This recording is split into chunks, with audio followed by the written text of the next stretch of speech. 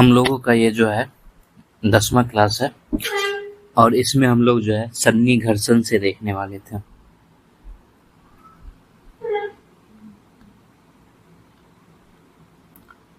सन्नी घर्षण से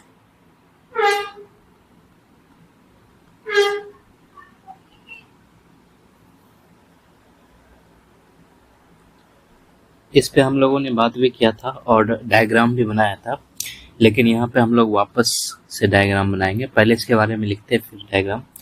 देखो क्या होता है कि जो नदी बोझ होता है, ठीक है, उसमें कंकर पत्थर सब रहते हैं और वो आपस में टकराते हैं, और जब वो आपस में टकराते हैं एक दूसरे से तो वो जो क्रिया है, यानी वो क्रिया सन्नी घर्षण कहलाती है, जिससे नदी बोझ यानी वही जो कंकर पत्थर है वो महीन हो जाता है, उसका परिवहन जो है आसान हो जाता है। वो नदी अपरदन का ही एक प्रकार है, ठीक है। तो जब नदी बोझ में चलने वाले कंकर पत्थर आपस में टकराकर टूटते हैं, तब यह क्रिया सन्नी घर्षण कहलाती है। इसके द्वारा नदी बोझ महीन हो जाता है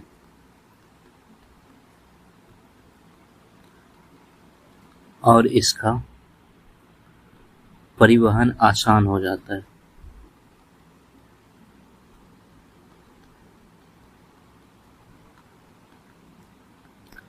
यह नदी अपरदन का ही एक प्रकार है,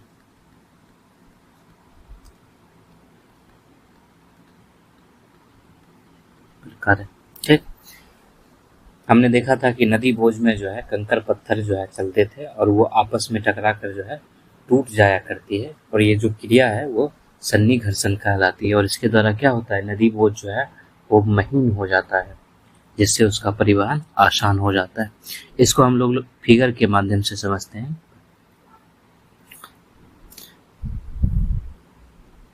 यहाँ पर हम लोग एक दूसरा फिगर बना रहे हैं। हमने पहले जो है एक कुछ अलग तरह से फिगर बनाया था, तो वो भी बन सकता है और ये भी बन सकता है। एक बार समझ में आ जाने के बाद जो है वो फिगर खुद ब खुद जो है दिमाग में आ जाता है।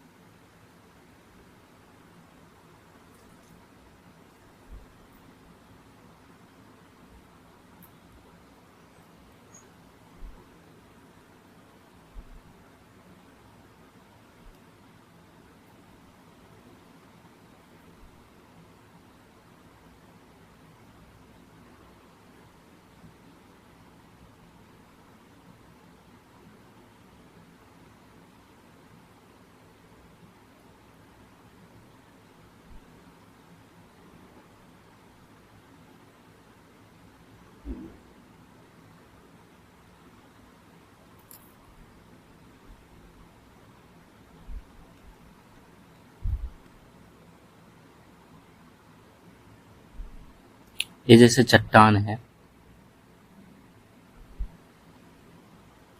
चट्टान मृदा मिट्टी कुछ भी मान सकते हैं इसको हम लोग।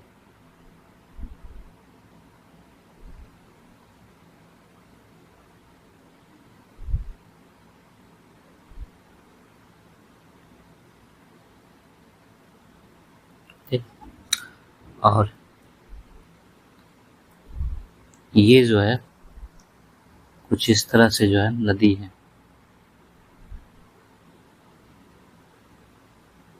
और इसमें जो है ये छोटे छोटे कंकर पत्थर हैं।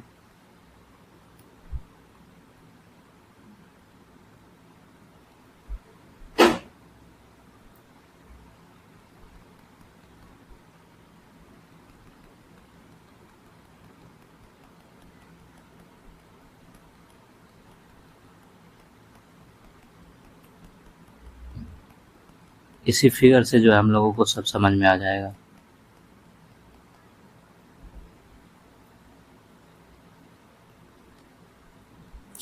देखो ये दोनों जो आपस में टकरा रहा है, ठीक है, यही जो है सन्निकर्षण है। ठीक, इस ऊपर में क्या लिखा था कि कंकड़ पत्थर आपस में टकराते हैं और ये इससे क्या होता है, नदी बोझ महीन हो जाता है। तो ये जो पत्थर आपस में टकरा रहा है, ये वाला पत्थर, ठीक है, आपस में टकरा रहा है, ये जो है सन्निकर्षण है। इसके अलावा ये जो क्रियाएं हो रही है इधर, ये दोनों, इसको हम लोग हाइड्रोलिक एक्शन कह सकते हैं। यहाँ पे जगह कम है, इसको मैं यहाँ लिख रहा हूँ।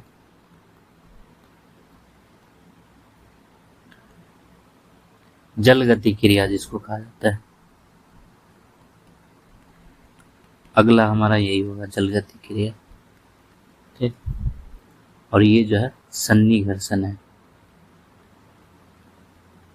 ठीक,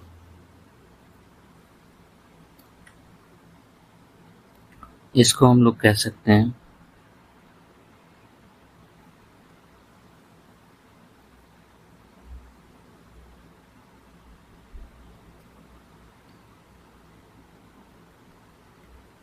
तो इसमें सन्निकर्षण जो है ये वाला था जो आपस में टकराता है।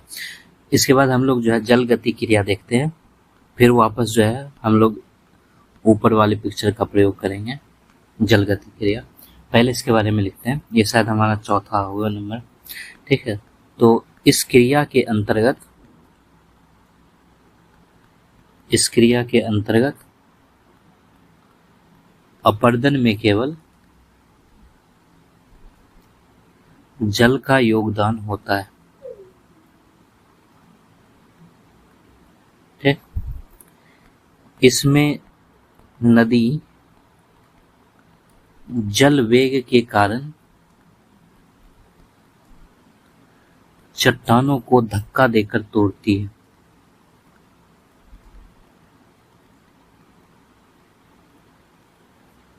है।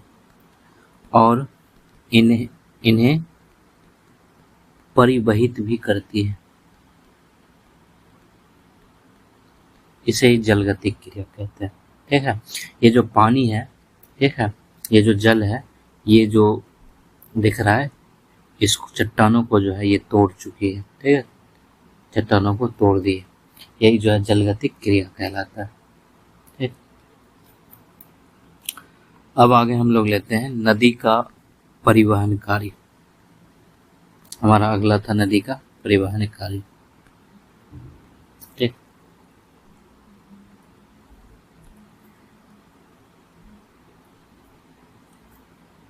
देखो नदी जो है वो अपरदन की क्रिया जब करती है तो वो भूपृष्ठ से पदार्थ को प्राप्त करती है, फिर उसको एक स्थान से दूसरे स्थान पर ले जाती है, यानी एक स्थान से दूसरे स्थान तक जो है वो पदार्थ का स्थानांतरित करती है। और इसी कार्य को जो है नदी का परिवहन कहा जाता है। और नदी की परिवहन शक्ति को बढ़ाने वाले जो है दो प्रमुख कारक होते हैं, जैसे कि हम लोगों ने देखा था कि नदी में बोझ वाला जो पदार्थ होता है उसका आकार और उसका मात्रा भी जो है वो नदी के परिवहन के लिए आवश्यकता। इसके अलावा जो है नदी का वेग जो है वो भी इसके लिए जरूरी होता है। ठीक, जैसे कि अगर हम लोग एक पिक्चर बनाने की कोशिश करें,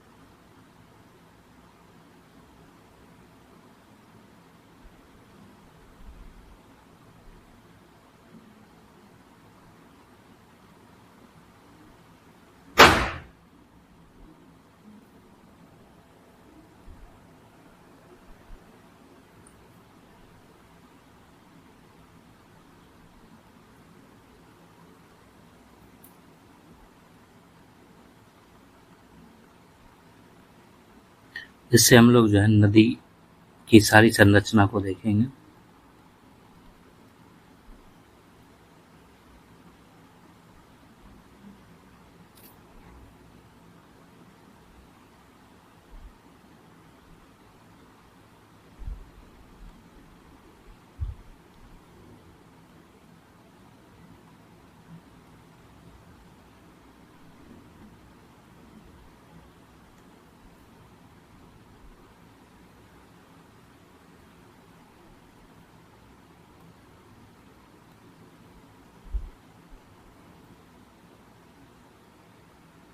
ये माउंटेन मान लेते हैं हम।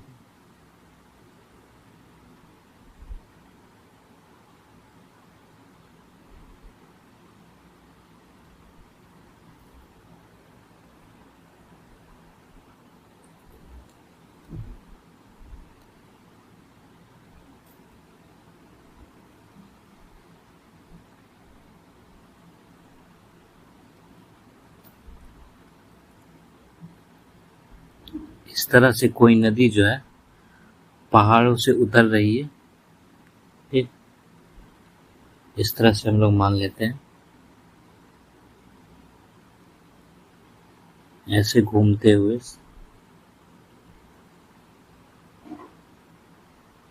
इससे भी कोई नदी उतर रही है, ऐसे घूमते हुए जो है यहाँ पे ओशियन में गिर जाती है।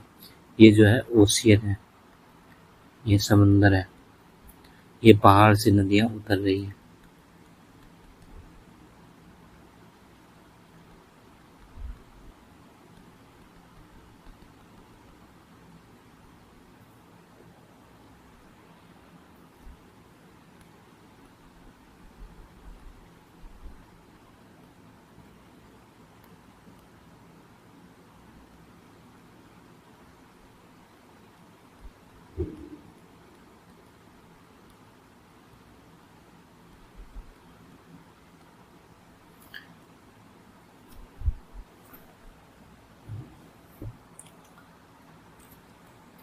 इसमें ये वाला पार्ट जो है, ये वाला पार्ट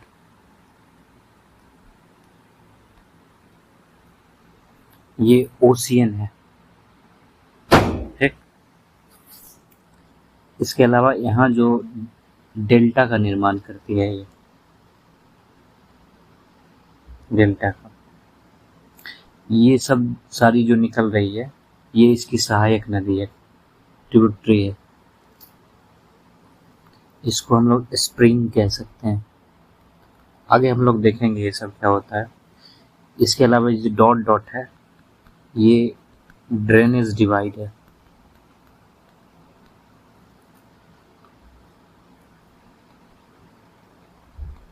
इसको कॉन्फ्लुएंस कह सकते हैं, ठीक।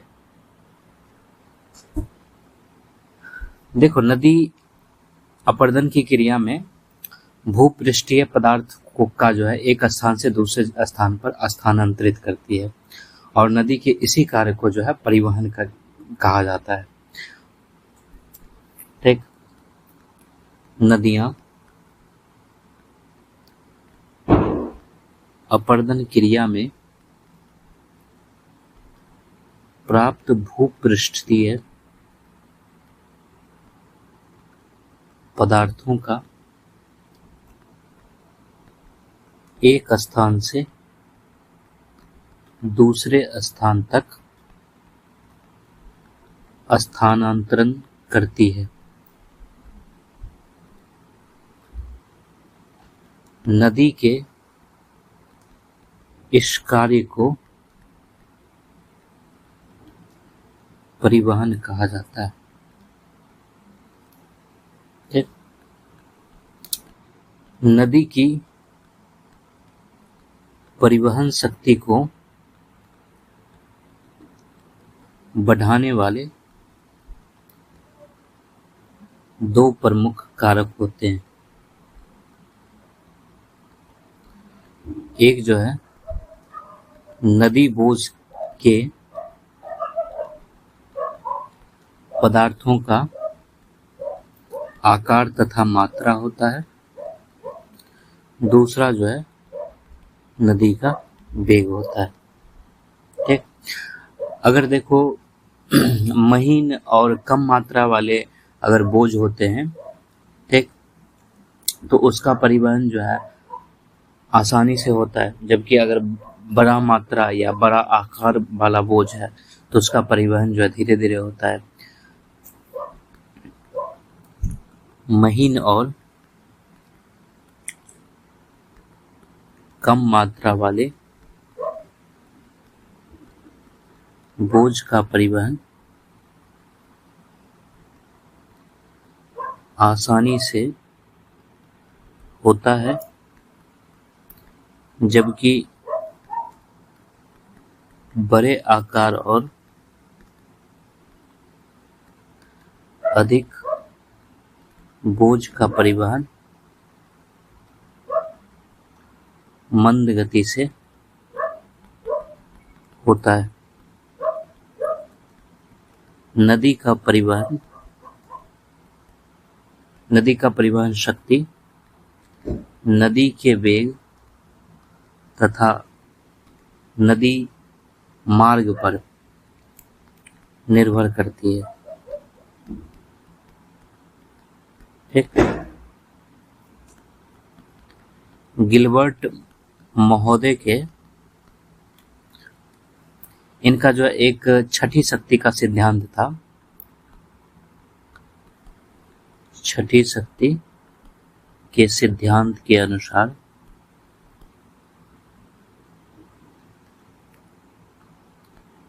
यदि नदी का वेग दोगुना कर दिया जाए तो उसकी परिवहन क्षमता 64 गुना हो जाती है। ये इनका जो है छठी शक्ति का सिद्धांत था। ठीक, इसका अर्थ क्या निकला कि परिवहन शक्ति ये डायरेक्टली प्रोपोर्शनल जो है नदी के वेग का पावर जो है 6 होता है। ठीक, देखो ये जो नदियां हैं, ये नदियां अपर्दन का कार्य करती है। जैसे कि यहाँ पहाड़ से जो है ये नदी उतर रही है ग्लेशियर पिघल के, ठीक है, तो ये भूपृष्ठ से जो है पदार्थ को प्राप्त करेगी, क्योंकि वहां पर हमने देखा था अपक्षय की क्रिया होती है, ठीक है, उसको प्राप्त करेगी और उस पदार्थ को जो है एक स्थान से दूसरे स्थान जो है ये स्थानांतरित करने का भी कार्य करती है। ठीक, और नदी के इसी कार्य को जो है परिवहन का कहा जाता है। और नदी की जो ये परिवहन शक्ति है ये 2 कारकों पर डिपेंड करती है। एक कारक जो है नदी का बोझ होता है, जिसमें उसके पदार्थ का आकार और उसकी मात्रा पर निर्भर करता है। दूसरा नदी का वेग होता है कि वो किस रफ्तार से आ रही है। ठीक है, जैसे अगर उसकी गति ज्यादा रहती है तो उससे जो है नदी बोझ या अपर्दन भी ज्यादा होता है। यदि उसकी गति कम है तो उससे अपर्दन कम होता है। तो अगर महीन और कम मात्रा वाले बोझ हैं तो उसका परिवहन जो है वो आसानी से कर लेता है, क्योंकि इसमें हम लोगों को परिवहन की चर्चा करनी है। तो अगर बोझ जो है महीन है और कम मात्रा वाला है तो उसका परिवहन जो है आसानी से हो जाएगा, जबकि जो बोझ है वो बड़े आकार का है और अधिक बोझ है तो उसका परिवहन जो है मंद गति से होता है। ठीक है, और नदी की जो परिवहन शक्ति है वो वेग और नदी के मार्ग पर निर्भर करती है, नदी के वेग और नदी मार्ग पर निर्भर करती है। और जो गिलबर्ट महोदय थे उन्होंने छठी शक्ति का सिद्धांत दिया था। इसके अनुसार जो है यदि नदी का वेग दोगुना कर दिया जाए तो उसकी परिवहन क्षमता जो है वो 64 गुना हो जाती है। ठीक है, अब हम लोग देखते हैं कि नदी का जो बोझ होता है उसका परिवहन किस तरह से होता है। तो नदियों का बोझ का परिवहन, ठीक, एक होता है कर्षण द्वारा। देखो कर्षण है, उत्परिवर्तन है, निलंबन है, घुलकर विधि भी है, बाय सॉल्यूशन। ठीक है, तो एक होता है कर्षण द्वारा। इसके तहत क्या होता है कि जो चट्टान के बड़े बड़े खंड होते हैं या टुकड़े होते हैं वो लुढ़कते हुए चलते हैं और उसी क्रिया को कर्षण कहा जाता है। ठीक, यानी कि जब चट्टानों के बड़े बड़े खंड या टुकड़े लुढ़कते हुए चलते हैं तब यह क्रिया को कर्षण कहा जाता है। ठीक? इसको हम लोग इस तरह से देख सकते हैं, जैसे कि ये पहाड़ है। ठीक, यहाँ से जो है इस तरह से नदी उतरती हुई जा रही है। ठीक है,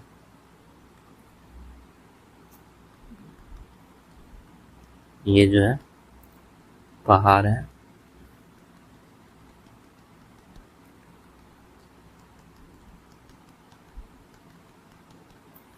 ये नदी उतर रही है इस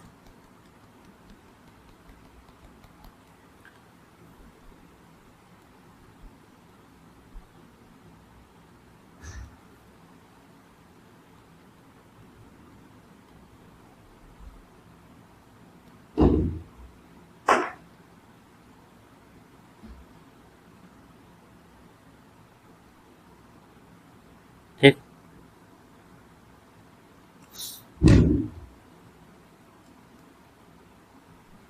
ये मान लेते हैं ये नदी जो है इस तरह से उतरती हुई जा रही है। तो इसमें क्या होता है कि जो चट्टानी खंड होते हैं, ठीक है, चट्टानों के बड़े बड़े जो टुकड़े होते हैं, मान लेते हैं ये टुकड़ा है चट्टान के, ठीक है, ये लुढ़कते हुए चल रहा है।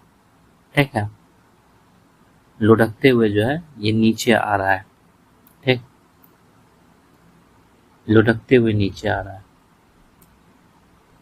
ठीक, तो इसी क्रिया को जो है कर्षण कहा जाता है।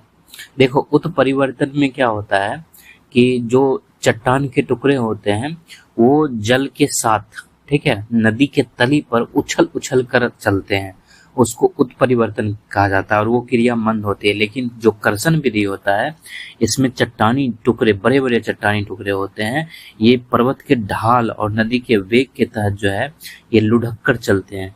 ठीक है, इसी को कर्षण कहा जाता है। ठीक, तो हमारा दूसरा जो है वो हो जाएगा उत्परिवर्तन द्वारा,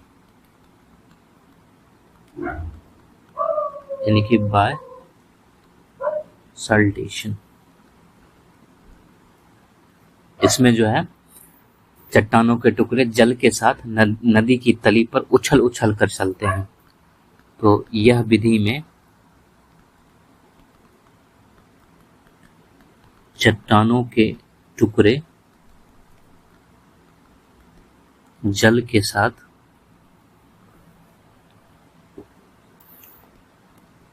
नदी की तली पर उछल उछल कर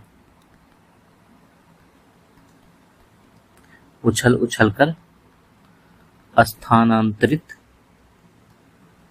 होते हैं।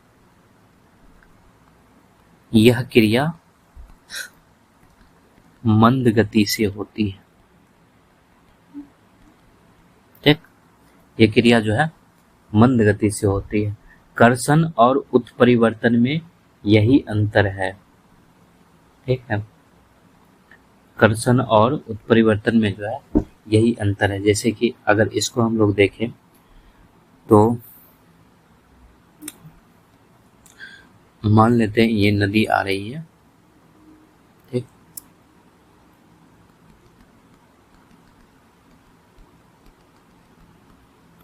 ये जो है नदी आ रही है,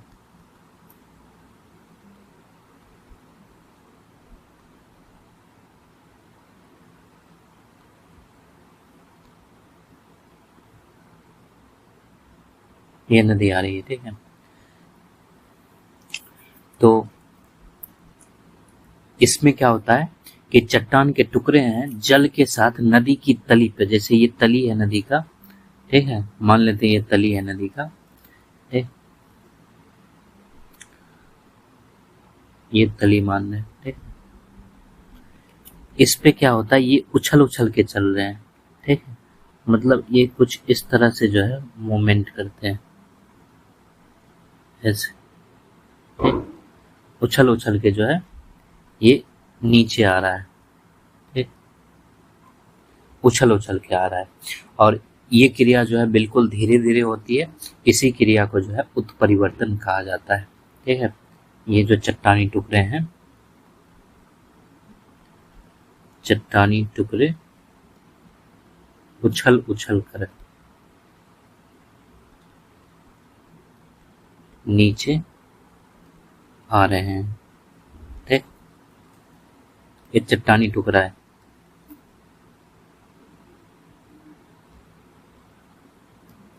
ये फिर दिखेगा नहीं,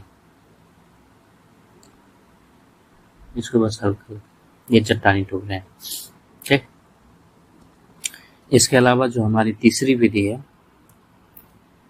वो है निलंबन द्वारा, निलंबन द्वारा, बाय सस्पेंशन।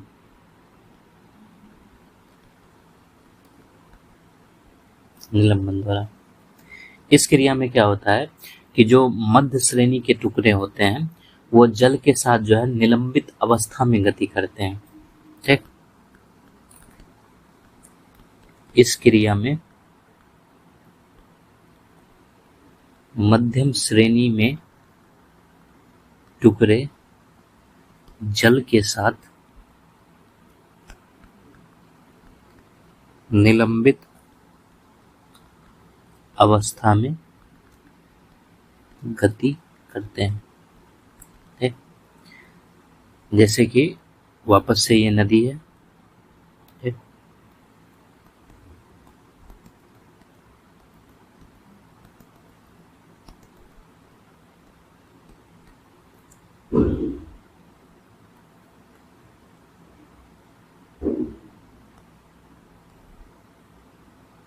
ये वापस नदी है और इसमें जो है जो चट्टानी टुकड़े हैं, ठीक है, जो मध्यम श्रेणी के, वो अगर यहाँ है तो ये उछल जाता है ऊपर, ठीक है, यानी पानी में, ठीक, यानी यहाँ से जो है ये यहाँ गया, फिर जो है ये ऐसे टकराएगा धरती पे, फिर ये जंप मारेगा और फिर यहाँ आएगा, फिर ये जो है ऐसे जाएगा, यहाँ टकराएगा, फिर ये जो है जंप मारेगा और यहाँ जाएगा, ठीक है।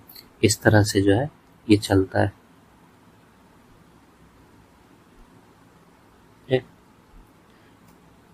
इसको जो है निलंबन द्वारा गति कहते हैं। नदी इधर बह रही है, ठीक है, इस बार उल्टी धारा है, नदी इधर बह रही है, ठीक, इसलिए उधर जा रहा है, ये धारा की दिशा में ही जाता है। इसके अलावा जो हमारा चौथा है वो है घुलकर विधि द्वारा।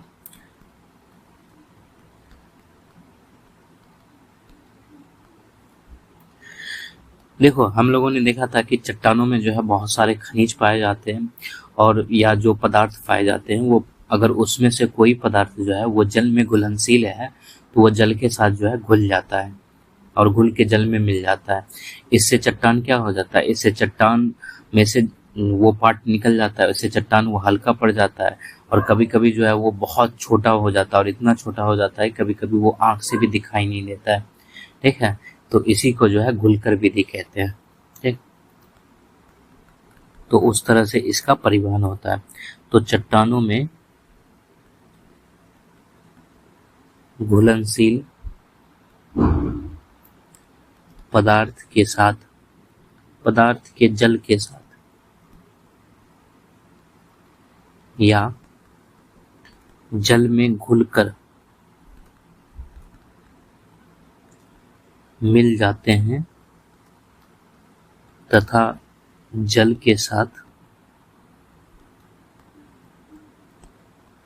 अदृश्य रूप में बहते हैं, ठीक।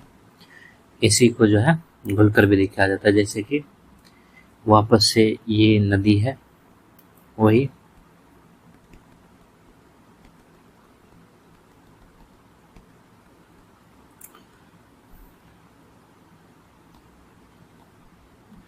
ये नदी मान लेते हैं और इसमें जो है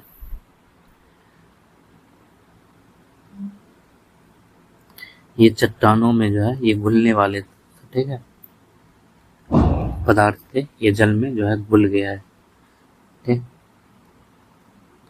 ये जल में घुल गया है, ठीक। तो इस तरह से जो है नदी इधर बह रही है, ठीक है।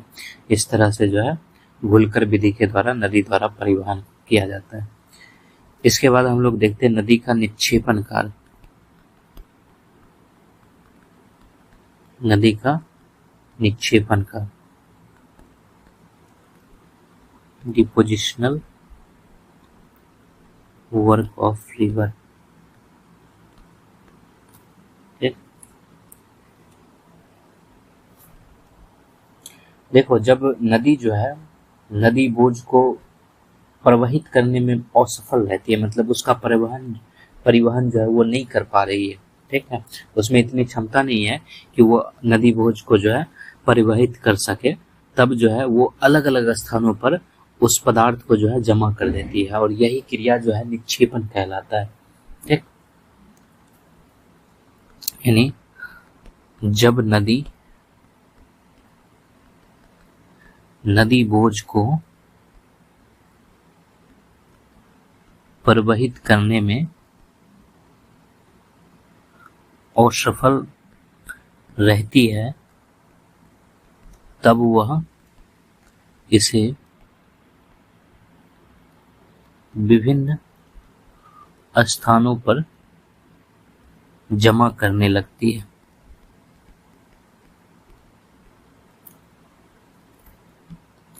यह क्रिया निक्षेपण कहलाता है, ठीक। यह क्रिया जो है निक्षेपण कहलाता है। जैसे हम लोग देखते हैं इसको डायग्राम बना के, फिर वहां से जो है क्लियर हो जाएगा। थोड़ा अलग तरह से डायग्राम बनाते हैं ताकि आगे भी जो है उसका प्रयोग किया जा सके। ये डायग्राम जो है वापस से आएगा, तो ये थोड़ा सा बड़ा होगा, इतना में ही खत्म करना पड़ेगा।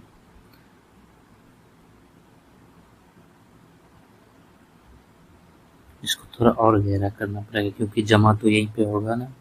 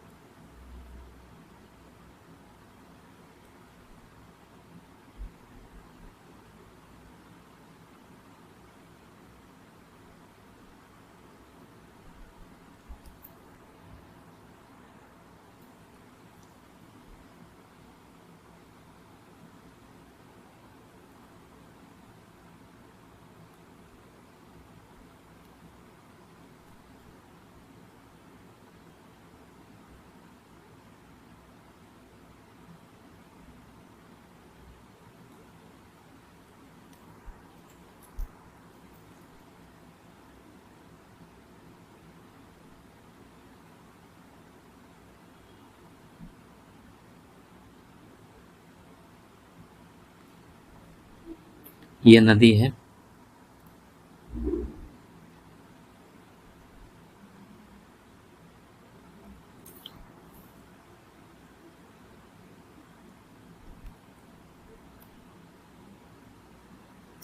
ठीक है।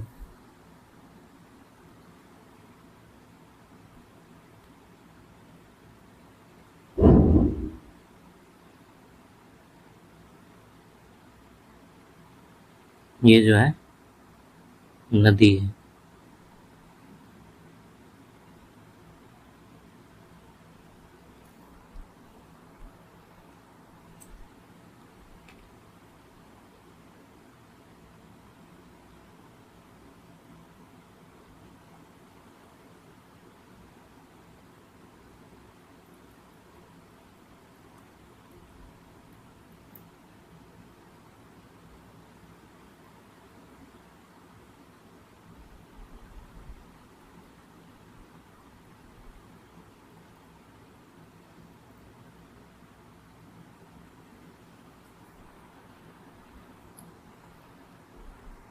ठीक है।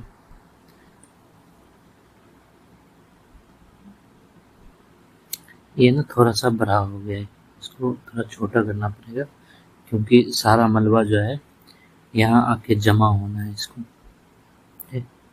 तो इसको जो है ऐसे झुकाना,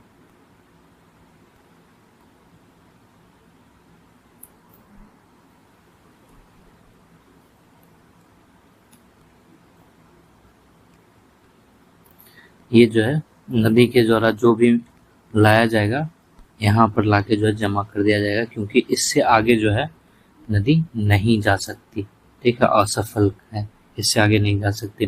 कभी कभी आते समय जो है वो यहाँ पे भी जमा कर सकती है, यहाँ जमा कर सकती है, यहाँ पे भी, ये कोने पर भी जमा होता है, ठीक है। तो जरूरी नहीं है कि ये एक ही जगह होगा, यहाँ भी जमा हो जाएगा, ठीक है, यहाँ भी जमा हो जाएगा, नदियाँ यहाँ भी जमा कर सकती हैं। ये नदी है, ये पानी बह रहा है इसमें,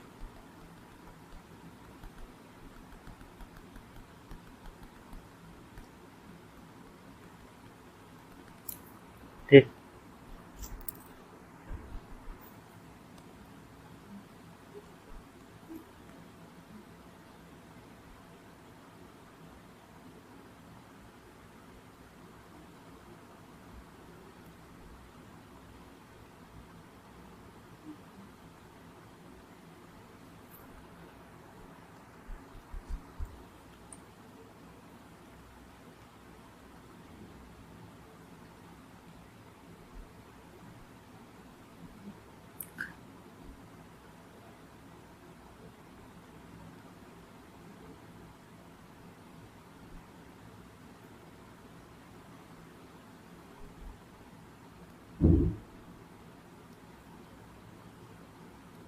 ठीक,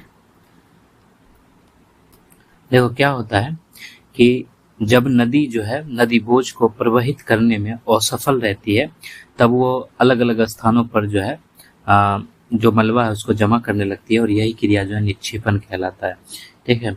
ये जो दिख रहा है ये नदी द्वारा निक्षेपित पदार्थ है, क्योंकि इससे आगे जो है नदी इसको नहीं ले जा पा रही है, ठीक है। तो इसलिए यहाँ पर जैसे मान लेते हैं इसको घाटी अगर कह दें, तो ये घाटी में जो है इसको जमा कर दे रही है, ठीक है। और यहाँ पर जो है ऐसे घास जो है हम लोग उगा सकते हैं, ठीक है, ये नेचुरल लीव्स वगैरह नदी के किनारे जो उगे रहते हैं, ठीक है। तो इस तरह से जो है नदी निक्षेपित करती है, ठीक। तो निक्षेपण के कारण क्या होते हैं, ठीक है। तो पहला कारण ये हो सकता है कि नदी का जो वेग यहाँ पे आ रहा है, यानी कि नदी जो है यहाँ आ रही है नीचे, ठीक है, इसके वेग में कमी हो गई, इसलिए इसको पार नहीं कर पाई, तो इसको हम लोग लिख सकते हैं नदी के वेग में कमी, तभी तो ये नीचे निक्षेपित कर पा रही है, ठीक है। और अगर नदी के वेग में कमी हो गई, इससे क्या होगा, नदी जल के आयतन में कमी हो जाएगी, ठीक है, क्योंकि इसके पास पानी नहीं है, तभी तो ऐसा हो रहा है। तो नदी जल के आयतन में कमी हो जाएगी। इसके अलावा जो है नदी के जल मार्ग का ढाल में कमी होना भी एक कारण हो सकता है। तो नदी के जल मार्ग ढाल में कमी हो जाएगी, इससे वेग में कमी होने के ये कारण है। इसके अलावा जो है ये भी हो सकता है कि ऊपर से ये पतली होकर निकल रही थी और अंत में जाकर ये विस्तृत हो गई, फैल गई, तो इसका जो है जो जल है वो अधिक विस्तृत हो गया, उससे भी वेग में कमी आता है। तो नदी जल में अधिक विस्तार, ठीक है, ये भी लिख सकते हैं हम लोग। इसके अलावा तीसरा कारण ये हो सकता है कि यहाँ पर नदी का जो मार्ग है, यहाँ अंत में जो है अवरोध आ गया, घाटी मिल गई जिसको वो पार नहीं कर पा रहा है, तो नदी मार्ग में अवरोध, ये कारण जो है नदी के वेग में कमी का है।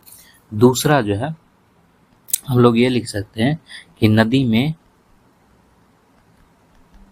अवसाद की मात्रा में वृद्धि, ये भी हो सकता है, ठीक। जैसे कि आप ऊपर देखो, यहाँ पर जो है शुरू में ये थोड़ा थोड़ा जो है ये निक्षेपित कर रहा था, फिर ये चीजें बढ़ते बढ़ते जो है यहाँ पर बहुत ज्यादा हो गया, ठीक है। तो इसके अवसाद में अगर वृद्धि हो जाती है तो नदी भार जो है उसके परिवहन की क्षमता से अगर अधिक हो गया है तो उससे भी जो है उसका वेग कम पड़ जाता है और वो निक्षेप कर देता है, यानी कि पदार्थ को वहीं पे जमा कर देता है। तो इसमें नदी भार की मात्रा नदी परिवहन क्षमता से अधिक हो जाती है। इसके निम्नलिखित कारण हो सकते हैं, जैसे कि अधिक अपरदन के कारण। ठीक, यहाँ पे जो ये जो निचला भाग था, इस निचले भाग में भार की वृद्धि हो गई, तो अधिक अपरदन के कारण निचले भाग में वृद्धि। दूसरा जो है ये भी कह सकते हैं कि सहायक नदियों द्वारा अधिक अवसाद लाया गया।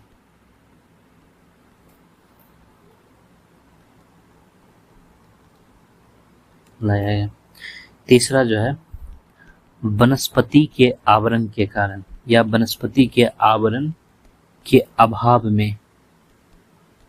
में अधिक अपरदन। ठीक, क्योंकि जड़ें जो है वो अपक्षय को रोकने का भी कार्य करती है। ठीक है, तो यहाँ पर ये जो मैंने बनाया है ये सारे जो है वनस्पति हैं। ठीक है, और यहाँ पर जो है इसकी अधिकता नहीं है, कमी है, इस वजह से भी जो है वो अपरदन ज्यादा करने लगता है। तो अपरदन ज्यादा होगा तो नदी बोझ बढ़ेगा, नदी बोझ बढ़ेगा तो उसका वेग जो है कम हो जाएगा। ठीक, इसके अलावा जो है हिमानी जलोढ़ द्वारा भार वृद्धि। ठीक है, हिमानी जलोढ़ द्वारा भार वृद्धि ये भी इसका एक कारण हो सकता है। ठीक, अब हम लोग देखते हैं हमारा जो अगला टॉपिक है वो होगा नदी अपरदन द्वारा उत्पन्न स्थल रूप। ठीक, नदी के अपरदन से जो है किस किस तरह के स्थल रूप का निर्माण होता है। ठीक, जैसे कि अगर नदी घाटी का विकास हो रहा है, ठीक है, नदी घाटी का विकास हो रहा है, इसके अंतर्गत जो है भी प्रकार की घाटी का निर्माण होता है। इसके अलावा जो है गॉर्ज का निर्माण होता है। ये सारे हम लोग एक एक करके देखेंगे। कैनियन का निर्माण होता है। ठीक है, इसके अलावा जो है जल प्रपात का निर्माण किया जाता है नदी के द्वारा। ठीक है, जल गर्तिका का भी निर्माण किया जाता है। ठीक, इसके अलावा जो है जो अंतर्ग्रंथित पर्वत स्कंद होता है, यानी कि पर्वतों में जो खोह वगैरह सब होता है, उसका निर्माण भी जो है नदियों के द्वारा किया जाता है। इसके अलावा जो है संरचनात्मक सोपान, ये भी स्थल रूप जो है नदी के द्वारा बनाया जाता है। इसके अलावा जो है नदी वेदिका, ठीक है, नदी विसर्प, ये जो है ये सारे स्थल रूप जो है नदी के द्वारा उत्पन्न किए जाते हैं। ठीक है, संप्राय मैदान भी इसमें आएगा। तो हम लोग सबसे पहले देखते हैं नदी घाटी का विकास, उसमें फिर हम लोग भी प्रकार और गॉर्ज कैनियन को देखेंगे। ठीक, तो नदी घाटी का विकास, अगर नदी घाटी का विकास हो रहा है तो उसके क्रम में किस किस प्रकार के स्थल रूप का निर्माण होता है। तो सबसे पहले हम लोग इसके अंतर्गत लेते हैं भी प्रकार की घाटी। ठीक, देखो क्या होता है कि सबसे पहले जो है नदी तली को काटती है। ठीक है, तली को काटती है और उसको काट के गहरा करती है। ठीक है, और जब वो घाट के गहरा करेगी तो उसमें तीव्र ढाल वाली घाटी का निर्माण होता है। और उसी वो जो शेप होता है ना जो घाटी का, वो भी प्रकार का होता है, इसलिए उसको भी प्रकार की घाटी कहा जाता है। तो सर्वप्रथम, या फिर हम लोग पहले फिगर से इसको समझने की कोशिश करते हैं। जैसे कि नदी जो काटती है ना, वो कुछ इस तरह से घाटी बनती है, भी के तरह रहता है। ये पूर्ण रूप से तली में नहीं सड़ता है, गार्ज में जो है वो तली में सड़ जाएगा। ठीक है,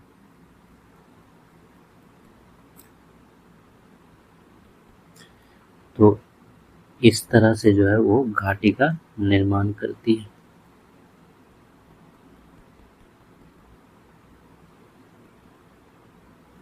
ठीक, इसको जो है भी प्रकार की घाटी कहते हैं।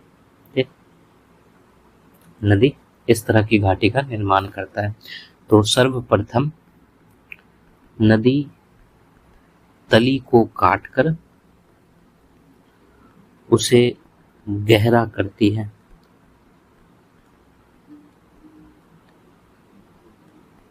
इसमें तीव्र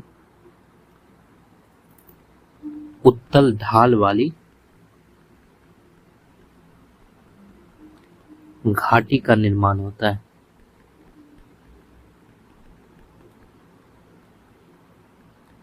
इसे ही भी प्रकार की घाटी कहते हैं। ठीक ठीक, इसकी ढाल जो है वो उत्तल है और शेप जो है देखो आप भी के जैसा है, इसलिए इसको भी प्रकार की घाटी कहा जाता है। दूसरा जो है इसके अंतर्गत गार्ज का निर्माण किया जाता है। देखो जब भी प्रकार की घाटी जो है इसका और ज्यादा विस्तार हो जाए और ये बिल्कुल यहाँ पे जो है तली में सट जाता है, तब जो है इसको गार्ज कहा जाता है। इसमें क्या होता है, किनारे की जो दीवार होती है वो अत्यधिक ढाल वाली बन जाती है और उसकी चौड़ाई की अपेक्षा जो है गहराई अधिक विस्तृत हो जाता है। ठीक है, इसलिए हम लोग कह सकते हैं कि ये भी प्रकार की घाटी का ही विस्तारित रूप है। ठीक है, तो गार्ज भी प्रकार की घाटी का विस्तारित रूप होता है। ठीक, इसमें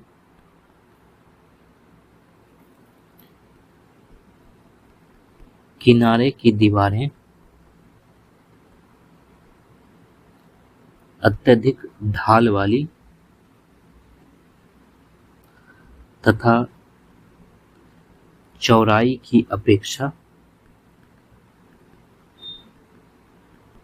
गहराई अधिक होते हैं।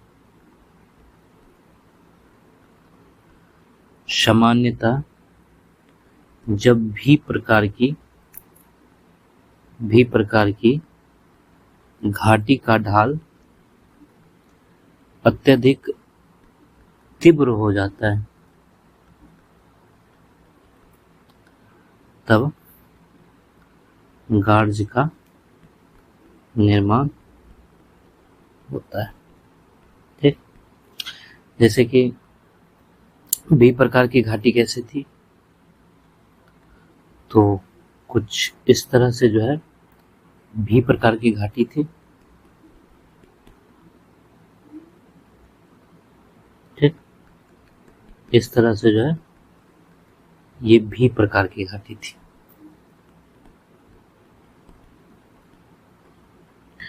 यही जो है आगे जाके क्या होता है,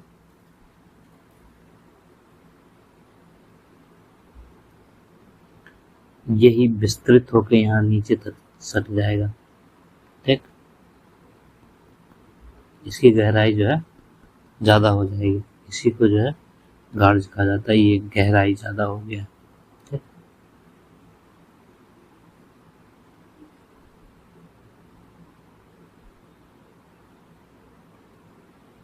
इसी को गार्ज कहा जाता है।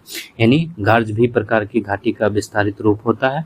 इसमें किनारे की दीवारें अत्यधिक ढाल वाली तथा चौड़ाई की अपेक्षा गहराई अधिक होती है। सामान्यतः भी प्रकार की घाटी का ढाल अत्यधिक तीव्र हो जाता है जब गार्ज का निर्माण होता है। ठीक, इसके अलावा जो तीसरा है वो कैनियन है।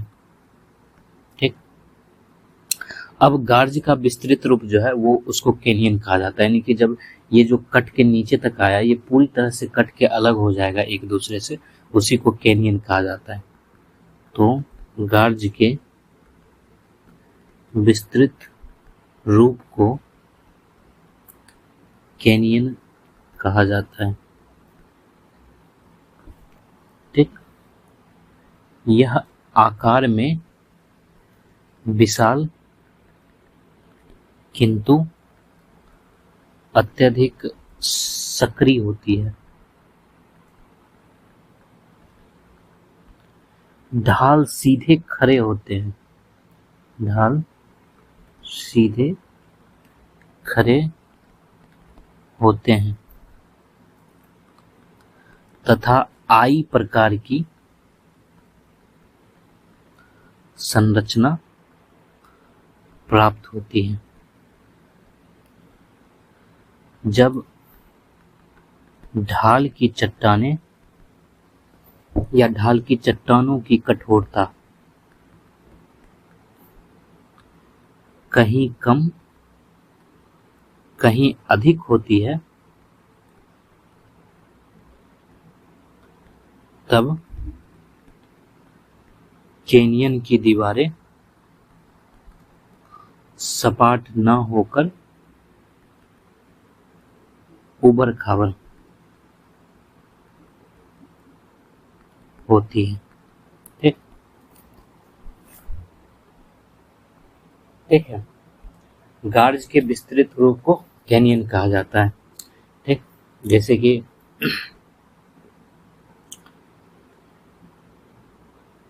ये हमारा जो है, ये गार्ज है हमारा। ठीक, ये हमारा गार्ज है।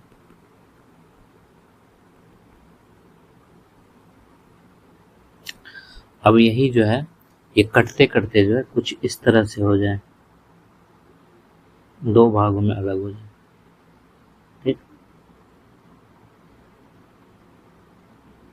इस तरह से कर जाए तो इसी को जो है कैनियन कहा जाता है। ये इतना कटा कि ये दो भाग में बिल्कुल अलग हो गया। ठीक है, तो गार्ज का ही विस्तृत रूप हो गया ये। ठीक, ये गार्ज का ही विस्तृत रूप हो गया और इसके ढाल जो है सीधे खड़े होते हैं। ठीक, और ये आई प्रकार की संरचना प्राप्त होती है। जैसे कि कहीं कहीं पे जो है ना, ये कुछ इस तरह से भी आपको देखने को मिलेगा, बिल्कुल सीधा खड़ा। ठीक, ये आई प्रकार की संरचना देखने को मिलती है। ठीक, इसको भी जो है कैनियन कहा जाता है। ठीक, आई प्रकार की संरचना प्राप्त होती है। जब ढाल की चट्टानों की कठोरता कहीं कम कहीं अधिक होती है, तब कैनियन की दीवारें सपाट न होकर ऊबड़ खाबड़ होती है। इसी को कैनियन कहा जाता है। ठीक, फिर हमारा जो अगला था वो दूसरा जलप्रपात है।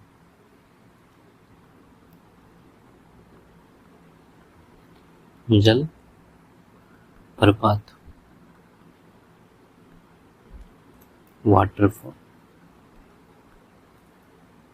ठीक, देखो, जब किसी भी स्थान पर नदी का जो जल है वो जो सीधे खड़े ढाल होते हैं, ठीक है, ऊंचाई वाला, उससे नीचे गिरता है। ठीक है, तो उसी को जलप्रपात कहा जाता है। जैसे कि हम लोग एक तस्वीर बनाते हैं, फिर उसके बाद जो है उसको देखेंगे। ठीक, फिर लिखेंगे इसके बारे में हम लोग।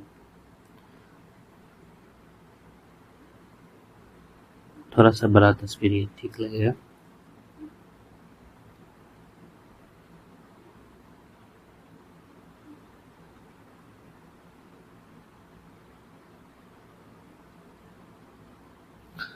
इसमें मान लेते हैं यहाँ पर जो है कुछ अलग चट्टानें हैं। ठीक है, इसलिए पानी जो है इसको यहाँ तक काटा। यहाँ मान लेते हैं मुलायम चट्टानें हैं। ठीक, ये मुलायम चट्टानें हैं, इसलिए थोड़ा ज़्यादा कट गया। फिर यहाँ मान लेते हैं ये कठोर चट्टानें, कोई दूसरे प्रकार की चट्टान है जो जिसको जो है कठोरता की वजह से ज़्यादा काट नहीं पाया पानी। यहाँ पर मान लेते कुछ अलग तरह की चट्टानें हैं। ठीक है, जो चट्टान जितना मुलायम होगा उसको पानी उतनी ही शीघ्रता से और उतना ही ज़्यादा उसको काटेगी, अगर वो पानी के आरे आ रहा है तो। ठीक है, और यहाँ पर मान लेते हैं हम लोग कुछ इस तरह से कोई चट्टानें हैं। ठीक है, या फिर ये जो है अपने यहाँ पर गर्त को प्राप्त कर रहा है।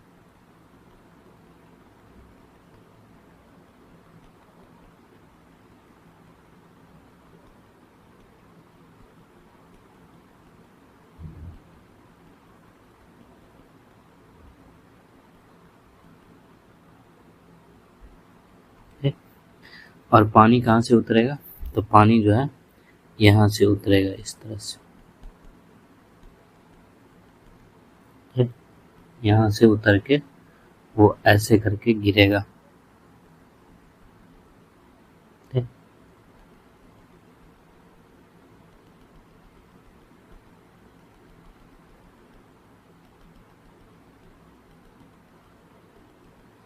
और इससे टकरा के जो है ऐसे करके छींटे भी उड़ते थोड़े बहुत, ठीक? ऐसे, ठीक है।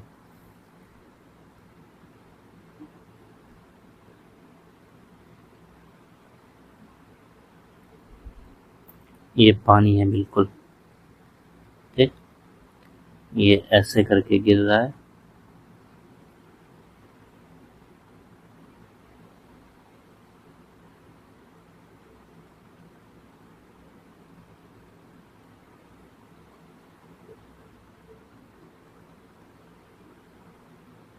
ठीक?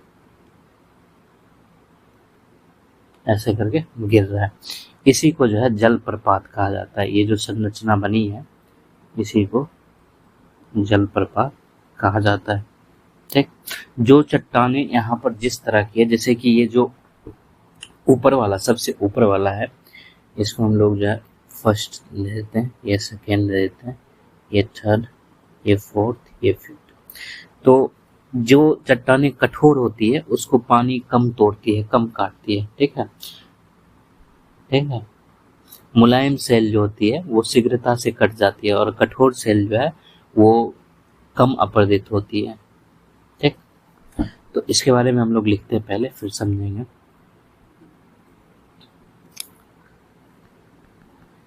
जब किसी स्थान पर नदियों का जल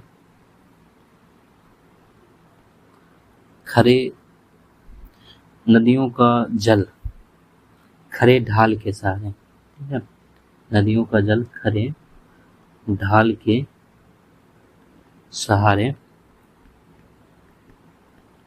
ऊंचाई से नीचे गिरता है तो उसे जलप्रपात कहते हैं, ठीक। जलप्रपात निम्नलिखित अवस्थाओं में निर्मित होता है। आज थोड़ा सा 10-20 मिनट एक्स्ट्रा होगा क्योंकि इसको खत्म करके जो है हम लोग क्लास को खत्म करेंगे, ठीक। तो जब ये आखिरी टॉपिक है, तो जब कठोर तथा मुलायम सेलें क्षैतिज दिशा में स्थित हो तो मुलायम सेल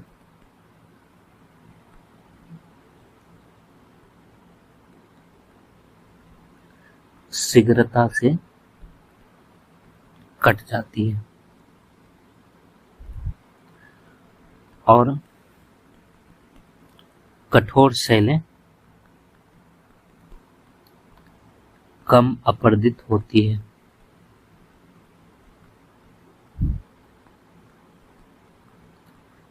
इन दोनों सेलों के तल में अंतर आ जाने से जलप्रपात निर्मित हो जाते हैं, ठीक। इसके अलावा जो है ये दूसरा, ऊंचाई से गिरते हुए जल से अपरदन के क्रिया में प्रपात के आधार पर एक गर्त बन जाता है जिसे जल कुंड, ठीक है, जल कुंड कहते हैं। ठीक,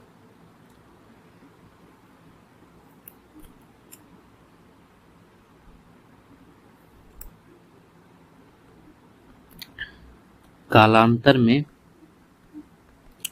जल कुंड का आकार बड़ा हो जाता है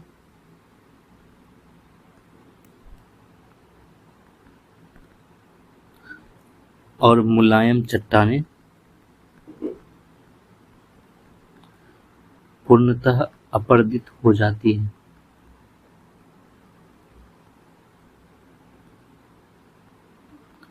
फलतः ऊपर से कठोर चट्टान आधारहीन हो जाती है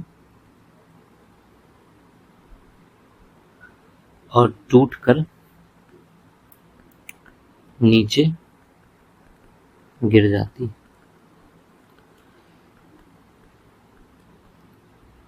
इस प्रकार यह जलप्रपात अस्थायी होता है और प्रायः पीछे हटता है। ठीक, एग्जाम्पल के लिए अगर लिखना चाहे तो उत्तरी अमेरिका का नियाग्रा जलप्रपात इसी प्रकृति का है। ठीक,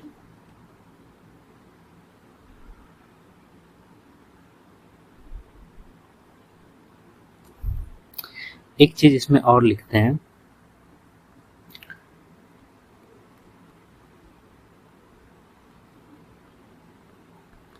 जब नदी घाटी की मुलायम चट्टानों के बीच कोई कठोर चट्टान लंबवत स्थिति में खड़ी होती है तो मुलायम चट्टान आसानी से अपरदित हो जाती है, अपरदित हो जाती है, जबकि कठोर चट्टान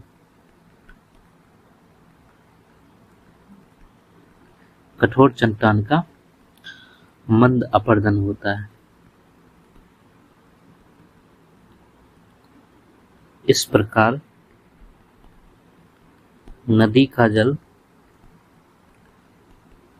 कठोर चट्टान के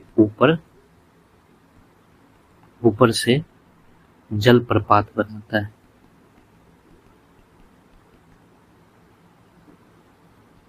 ठीक, जलप्रपात बनाता हुआ नीचे मुलायम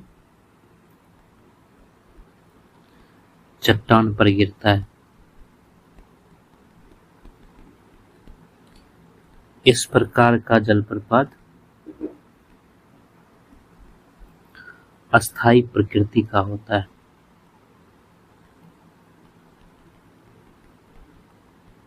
ठीक, देखो ऊपर से हम लोग समझते हैं,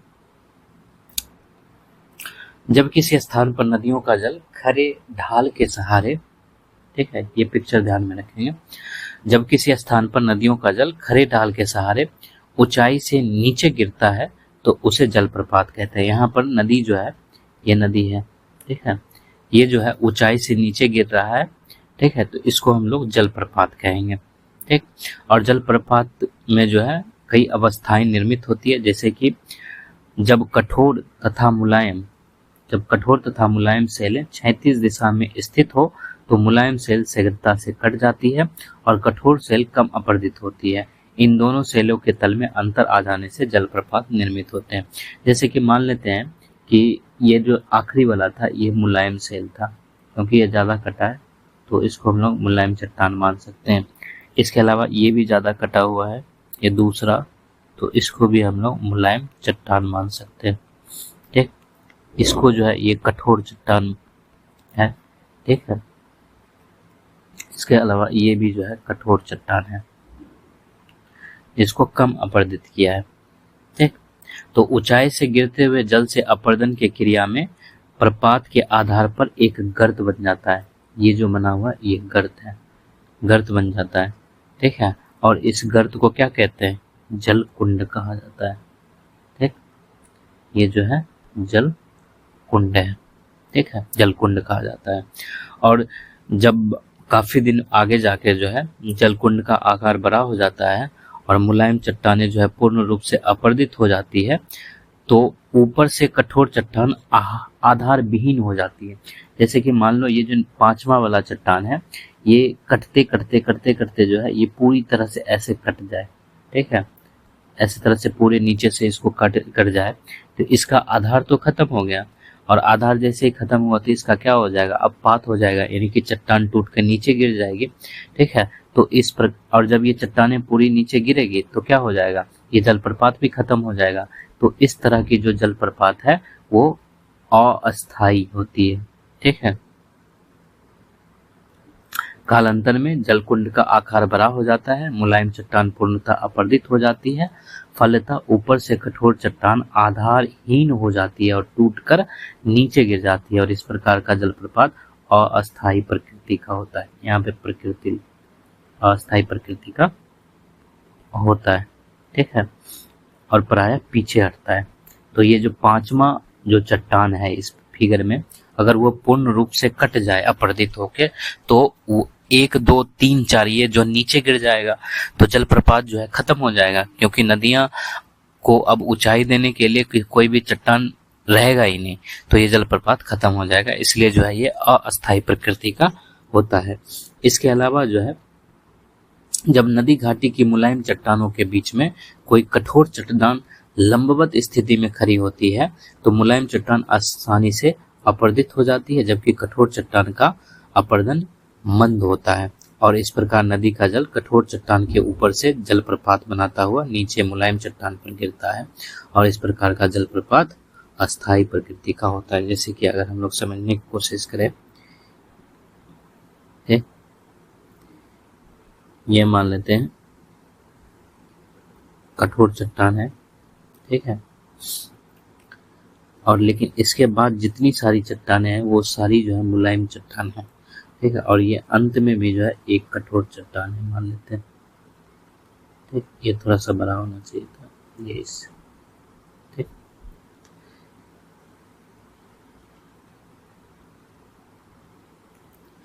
ये जो है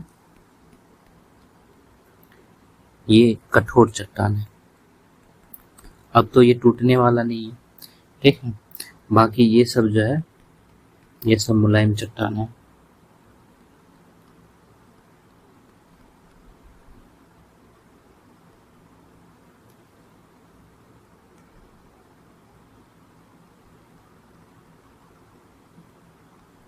और ये आखिर में भी जो है ये कठोर चट्टान है।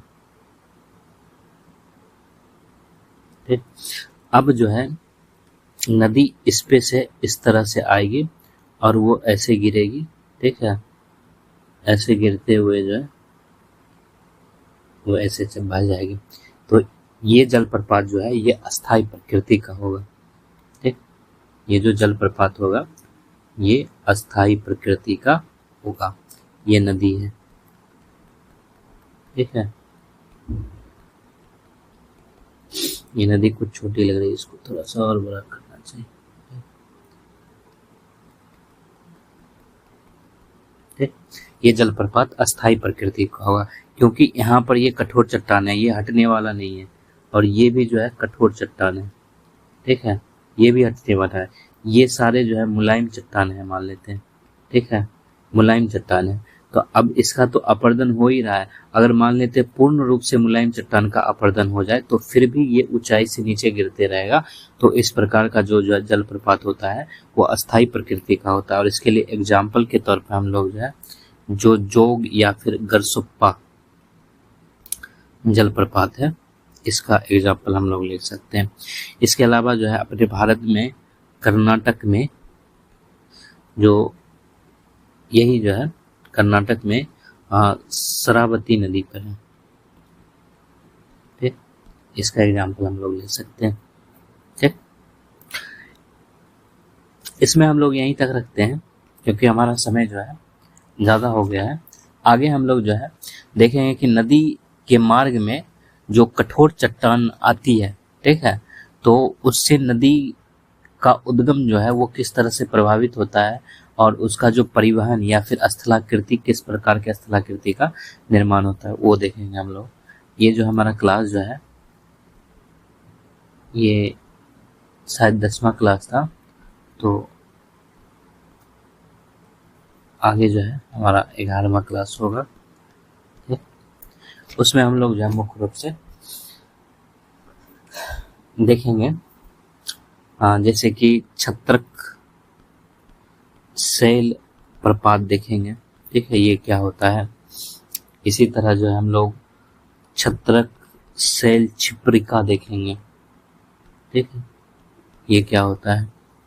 ठीक, ये सब हम लोग चर्चा करेंगे आगे। ठीक है, इसमें हम लोग यहीं तक रखते हैं।